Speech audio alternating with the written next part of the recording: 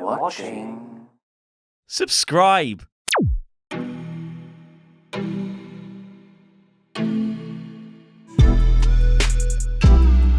It's been nearly 3 years since the last installment in the Dark Souls franchise, with Dark Souls 3 being released in April 2016. Fans of the hacking, slashing, dying genre? That's a thing, right? Have been chomping at the bit for a fresh new game. Well, the wait may finally be over, as Sekiro Shadows Die Twice promises to be a new take on the hacking, slashing, dying genre. Because you can do it 2 times now. It sounds like a Japanese James Bond title? Sekiro Shadows Die Twice. My name is Pete Quinnell, you're watching ScreenStalker, and here is everything you need to know about Sekiro Shadows Die Twice. Sekiro Shadows Die Twice is an upcoming release from From Software. From Software are synonymous with the Soulsborne series of Demon and Dark Souls, as well as Bloodborne, and Sekiro appears to be another installment in a similar vein. There are quite a few things in common that you'd notice once you've seen a first taste of gameplay, whether it be stylistically or game mechanics wise. However, there are some pretty key differences, which we'll get into a little bit later. Mostly though, you'll be killing some stuff. There's a lot of blood. Pretty gnarly. When is it released, and what can I play it on? Well, you don't have to wait very long, because the game is released on March 22nd on PC, PS4 and Xbox One.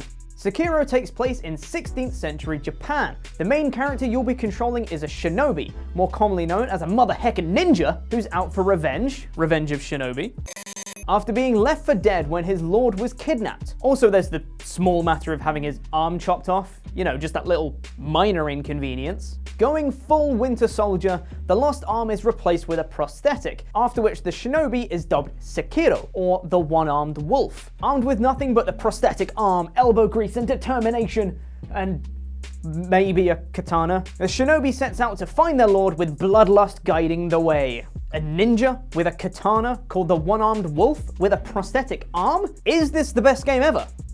Maybe? Is it just Soulsborne? Not really, no. The basis and groundwork of the game has some very strong similarities to those franchises, which are clear to see. However, it's a brand new take on the genre, so there are some pretty big differences too. For starters, Sekiro is way more stealthy. Just imagine Splinter Cell, but like all ninja-like and stuff with a sword. Engagements can be swift and lethal, as opposed to drawn-out slugfests that we know and begrudgingly love. Here's one that you should whisper quietly among your friends. It's easier than Dark Souls, supposedly. Yeah, it's been quietly spread for a while that Sekiro is supposed to be easier to get through than the Dark Souls games, opening up accessibility for a wider audience. It even has a tutorial. Don't baby me!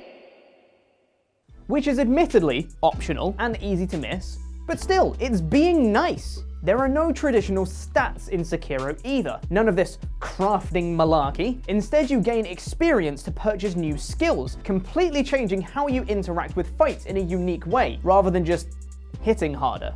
Plus, as previously mentioned, this game actually has a pretty deep story going for it. While the Souls games have a story, it's not exactly transparent, with lots of it being left to mystery, and from initial impressions, it seems the story plays a much larger part of Sekiro. Praise the sun!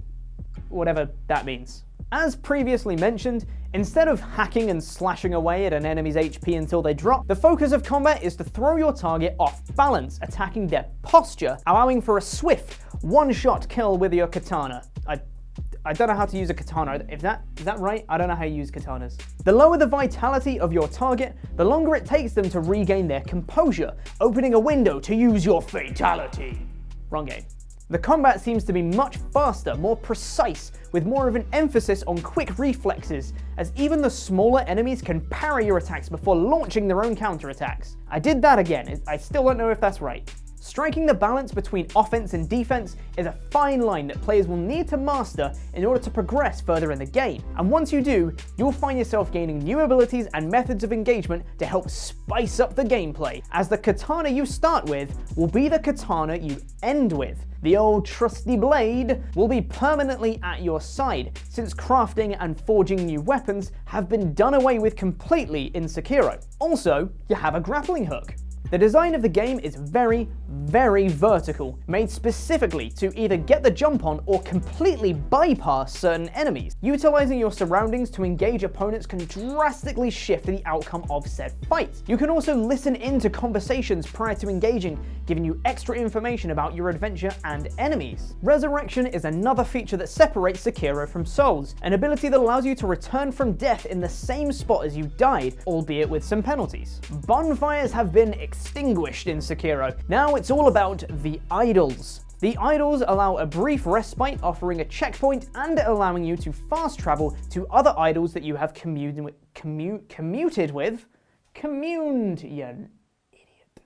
with previously. So what you're saying is, I'm a katana-wielding, one-armed wolf ninja with a thirst for blood. Yes.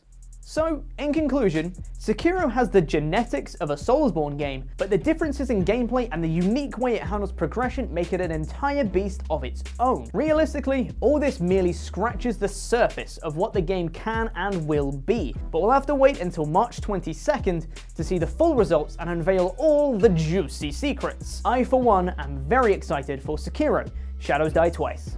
Thanks for watching ScreenStalker. If you enjoyed the video, make sure to leave a like. You can hit the subscribe button as well.